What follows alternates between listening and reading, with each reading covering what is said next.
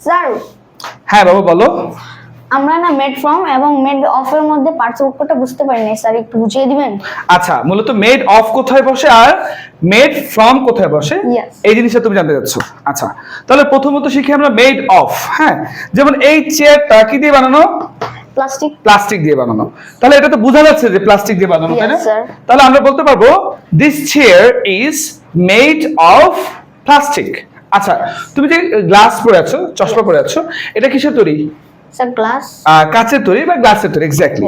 তাহলে আমি বলতে পারবো দিস গগলস অথবা দিস স্পেকটেকলস অথবা this glasses are made of glass. Glass. আচ্ছা, আর এখন আমি বলছি মেড ফ্রম। মেড ফ্রম হচ্ছে কি যে জিনিসটা দিয়ে বানানো হয়েছে সেটা বোঝা যাচ্ছে না। হ্যাঁ, যেমন এই যে কাগজটা, Yes. কাগজটা কি দিয়ে বানানো হয়েছে? কাগজটা স্যার কাঠ দিয়ে বানানো হয়েছে, এক্স্যাক্টলি। তাহলে this paper is made from would, কিন্তু এটাতে কাঠ দিয়ে বানানো হচ্ছে, কাঠের কোনো চিহ্ন এখানে কি নাই। নেই, এজন্য এটা ফ্রম হয়েছে, মেড ফ্রম। আবার ওই যে আমরা দুধ দিয়ে কি বানাই, চিজ বানাই, তাই না? পনির বা চিজ বানাই, তাহলে তখন ওই পনিরের মধ্যে বা চিজের মধ্যে কি কিছু থাকে? দুধের কোনো অংশ থাকে? না, স্যার। থাকে না। তাহলে cheese is made from. From milk. Milk. বুঝতে পেরেছো? ইয়েস। সো আশা করি ভিউয়ার্স আপনারা বুঝতে পেরেছেন।